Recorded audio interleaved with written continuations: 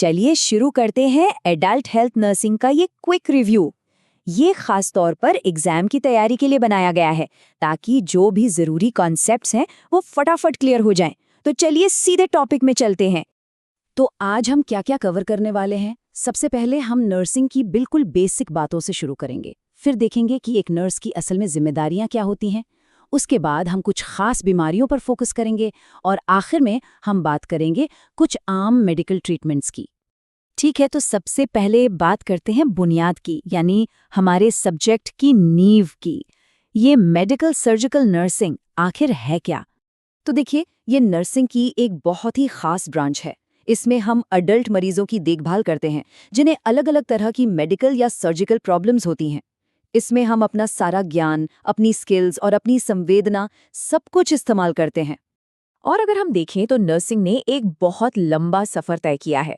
मतलब पुराने जमाने में जड़ी बूटियों और रस्मों से देखभाल होती थी, और आज देखिए हम टेक्नोलॉजी, सबूतों पर आधारित प्रैक्टिस और मरीज को सबसे ऊपर रखने वाली देखभाल तक पहुंच गए हैं। ये बदलाव वाकई में कमाल का है।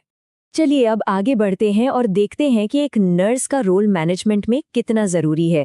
और इसे समझने का सबसे अच्छा तरीका है एक बहुत ही फंडामेंटल प्रोसेस को देखना, घाव का भरना। ये बात हमेशा याद रखनी है कि नर्सिंग का मतलब सिर्फ बीमारी का इलाज करना नहीं है। नहीं, इसका मतलब है पूरे इंसान का ख्याल रखना, उसके शरीर, उसकी भावनाएं, उसकी सामाजिक और आध्यात्मिक जरूरतें, सब कुछ। ये कॉन्सेप्ट किसी भी नर्सिंग एग्जाम के लिए बहुत बहुत जरूरी है। अच्छा, तो घाव भरने के ये जो 3 फेज हैं, इन्हें समझना इतना जरूरी क्यों है?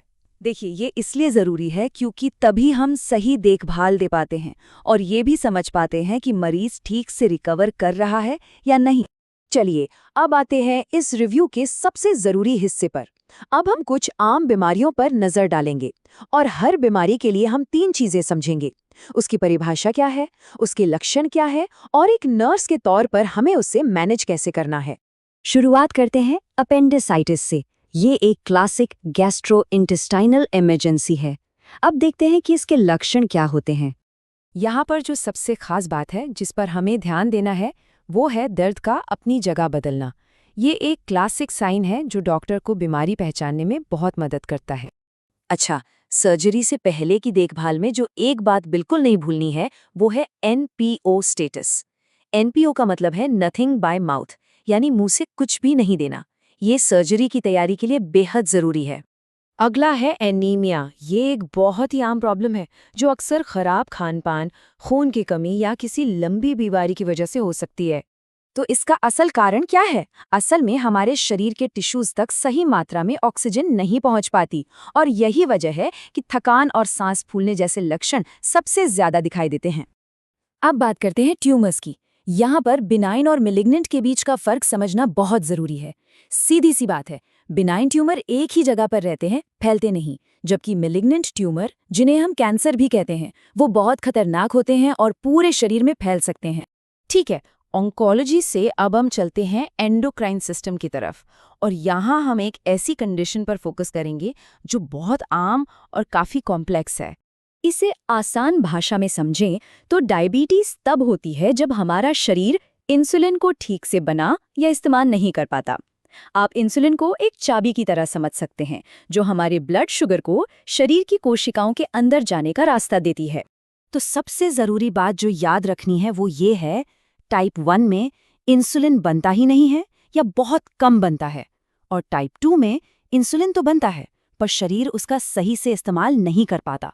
चलिए अब उस सिस्टम को देखते हैं जो हमें ढांचा और मूवमेंट देता है, यानी मस्कुलोस्केलेटल सिस्टम, और इसमें हम कुछ आम चोटों पर फोकस करेंगे।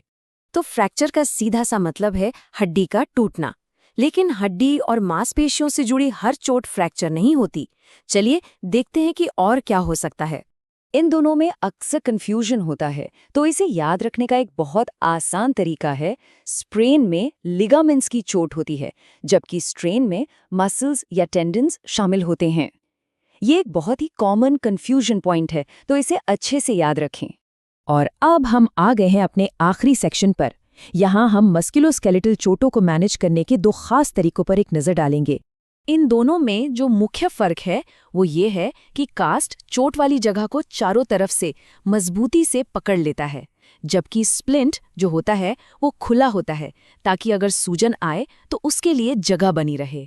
और ये स्लाइड बहुत अच्छे से दिखाती है कि ट्रैक्शन में एक नर्स की भूमिका कितनी ज़रूरी है। हमारा काम क्या है?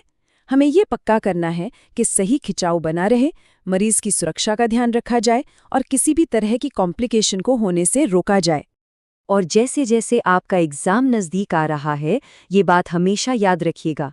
आपका ज्ञान, आपकी नॉलेज, वो तो एक औजार है, लेकिन एक महान नर्स की असली पहचान उसके चरित्र और उसकी करुणा से होती है।